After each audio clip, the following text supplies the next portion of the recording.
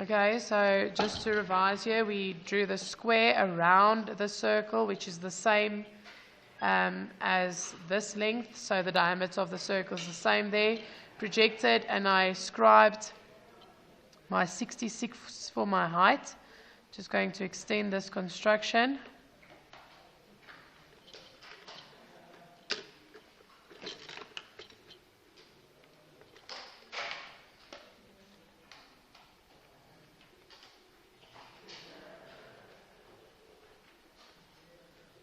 Okay, and then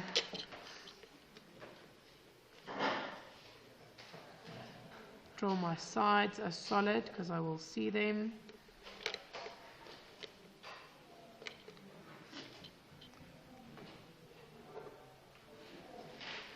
And now I'll go and I will measure my 11 for where my hexagon will start.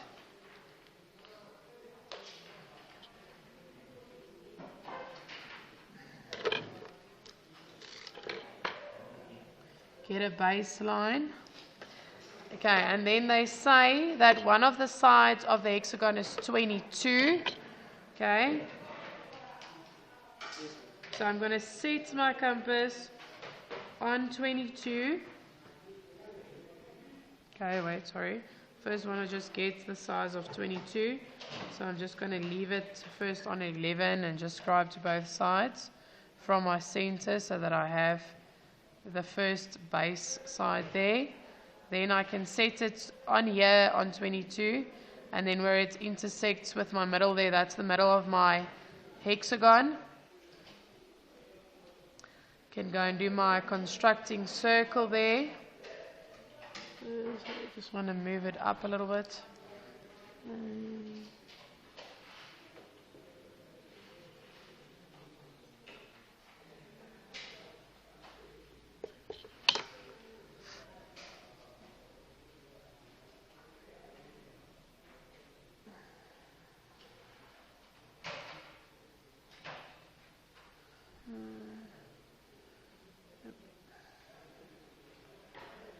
Okay, so there's my circle for my hexagon, leaving my compass on this distance,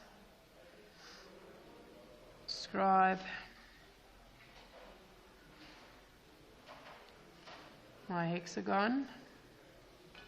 So then all sides, so this one, yes, that's 22, so that would be correct. And if you want to make 100% sure that you are correct, just project these points down so you can see, okay, the lines there, so that one's good, this one's good. Okay, so now I can go and draw in, and if you can even check this one to make sure that they align.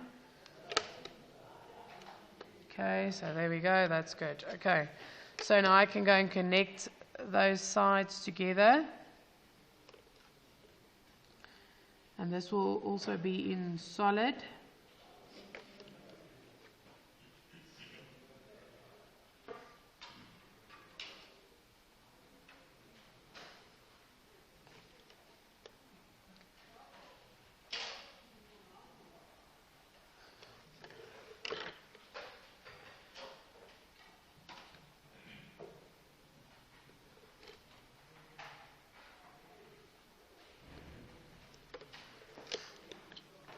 And then I can just draw this midline for my main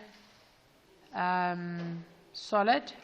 Okay, so in the question they talk about, these are just prisms, okay? So your main prism and then your branch prism. So our main prism is the square, our branch prism is the hexagon. I will then now project the hexagon down to my top view, because I need to find it now here on my top view.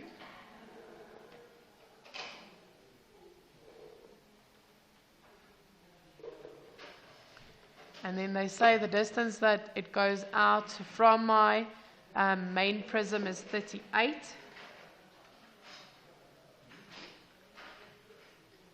And we measure that from where they show the dimension, okay? So you see from the outer corner there.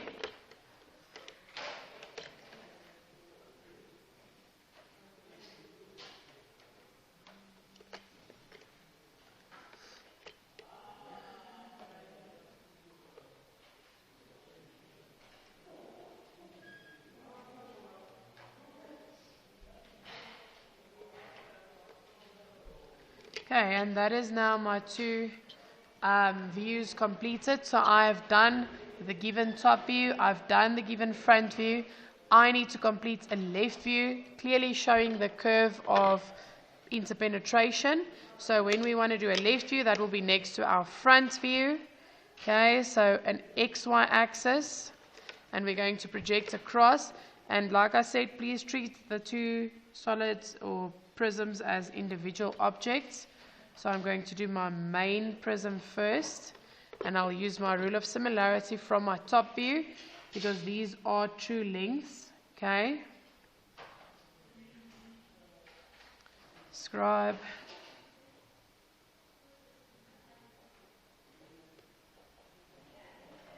Scribe. And then this small tiny one here.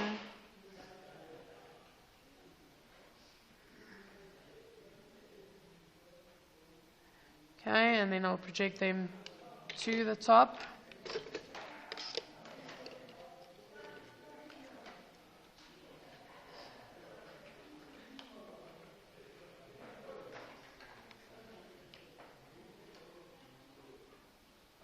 Okay, so now I need to do my hexagon. So I have my main prism.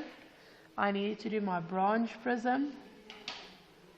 Across, across, and across.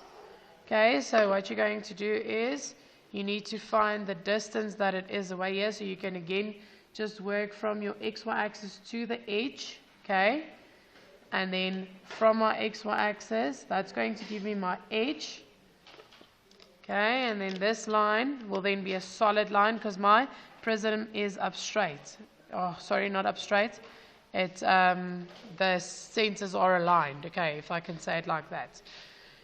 Okay, so now I need to go and see where does the points touch one another. Okay, before we continue with that, I just want to do numbering. So 1, 2, 3, 4, and then this will be 1, 2, 3, 4. And here we will say A, B, C, D, E, F.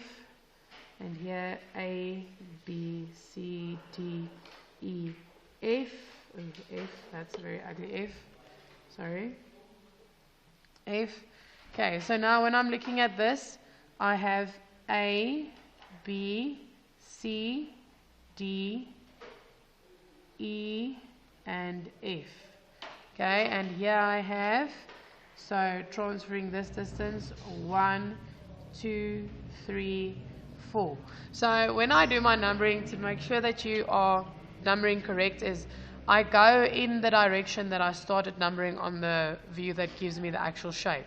So you see I started with where I determined where was 1, so I just looked at that distance, that was 1. Okay, 1, 2, 3, 4. Like, so I go like as I would have. Even here, A, B, C, D, E, F. So A is there, B, C, D, E, F. And then you go as if you would have gone in a circle, basically. Okay, so now I need to determine where does my number or my alphabet letters touch here. So now we're going to work from the flat side. Okay, so from the flat side here, not from my XY, to that point there. So that's A. And A and D is aligned. Obviously here you can see that A and D is aligned. So that will be A and D's point.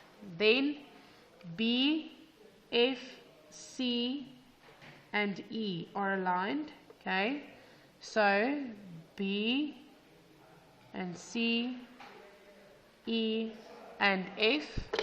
Okay, so when I'm going to draw them in now, I can see here that B and F, as I'm looking from this side, goes past 4. So this will be a solid line going past point number 4. Past point number 4.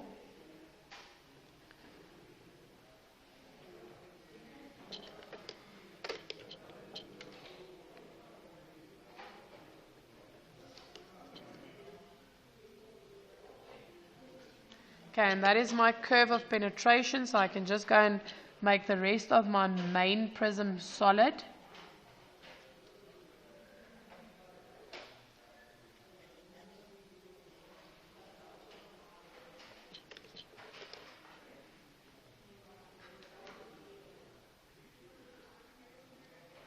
And this is now my curve of penetration shown, and it is completed. Okay, so after we've gotten the curve of penetration, we now need to do the surface development of both prisms. So prism, the main prism and the branch prism. So we are going to get a straight line close to the bottom, but not too close, because we have a lot of space here to work with. Straight line to the top.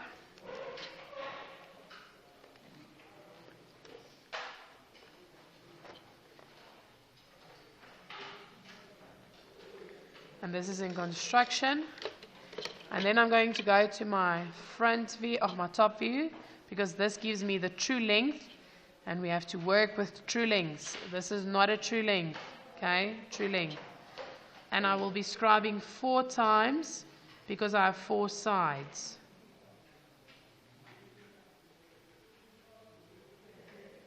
So I always make number 1 the seam. Okay, and I did my numbering, so I numbered from 1, 2, 3, 4, and back at 1. I will do my projection for these lines.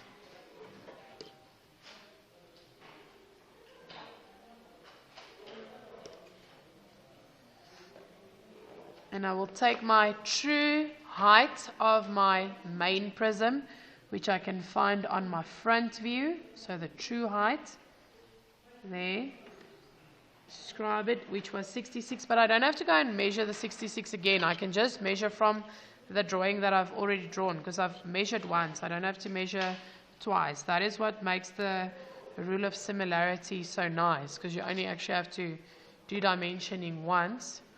Okay, so this is now the basics of the development for my main prism. I need to go and find the whole of penetration now.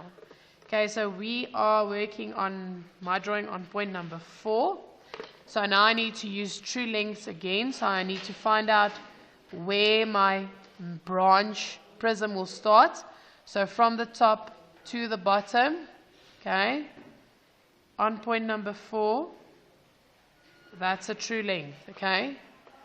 Then the next one is from the point that I just got to B, A and D, so there, A and D, and then this distance should be exactly the same, and I'm going to scribe it there.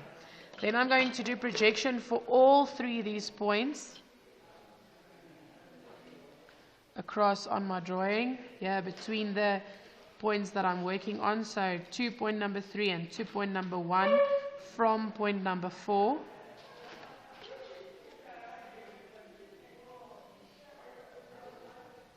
Okay, so like that. And now I need to determine on a true length, where will my points be? So from number 4, these are true lengths on my main prism. So to the first one that's closest is now B and F, and then E and C will be the same, okay? So B and F, and they are where? At the top. So B and F and E and C, and you don't have to scribe them here at the bottom, but you can, or you can just do projection, okay? I just do scribes because I'm already busy with my compass, so rather than having to switch my instruments, I just continue with what I am busy with, and that is saving me time. Okay, now I want A and D. So A and D will be the same distance from 4. Okay, so A and D, and now I'm going to go and I'm going to connect these.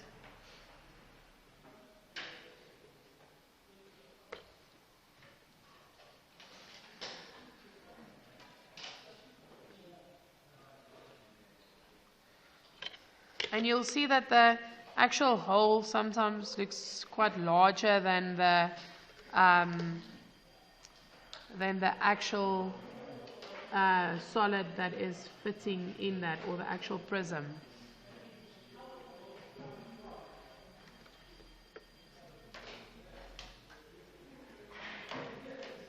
Okay.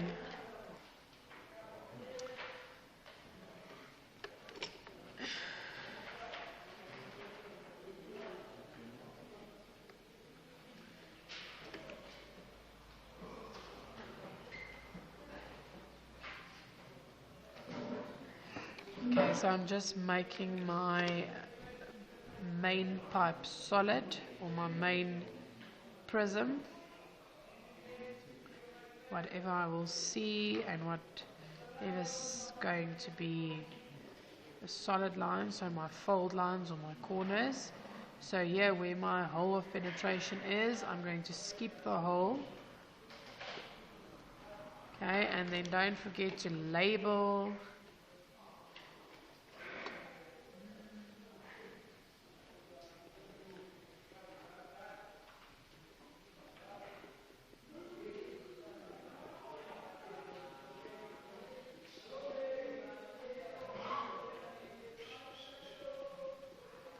Okay, so that's your main surface development. Now I want to do the development for the branch surface. Now I have enough space here, but I also have enough space there, so I can choose the way that I want to do it. Okay, so I'm going to do my branch pipe development just above the main, or the branch prism development. Just get my starting corner. That will obviously now be A. So now when I want to do this, again, I need to work from a true length, and that will be the true length of the sides of the hexagon. And I have 6 sides, so I'm going to scribe 6 times.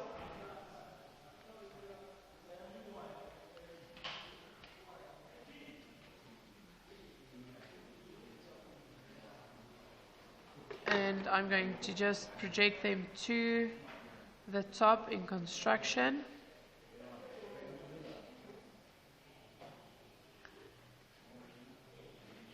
And I will label them A, B, C, D, E, F, and I need one more because I need to go back to A. Sorry, I see I only have 5 scribes here. So back at A. So there's A. And now I'm going to use either my top view or my front view to do my distances. So A and D are exactly the same. So A, D, and A again. And then B, F, E, and C are the same. So B, C, E, and F. And then I'm just going to do my connecting lines for all of these points.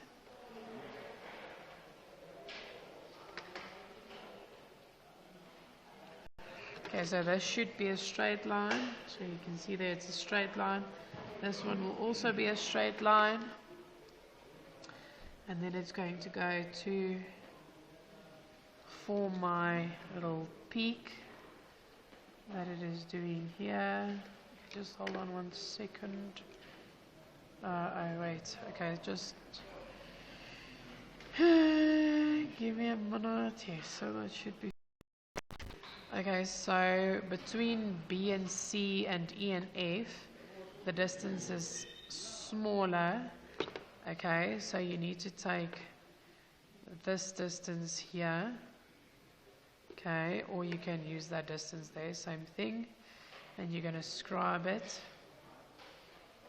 on your development, and then you just need to find the distance that it is inward, so you can go and measure from here.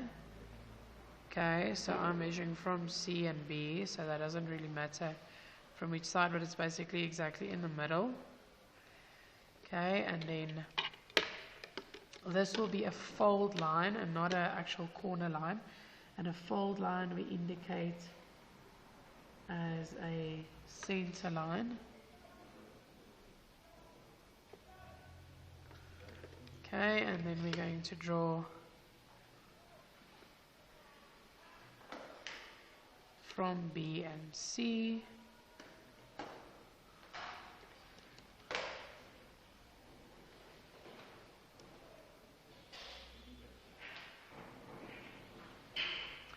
And then that is our development.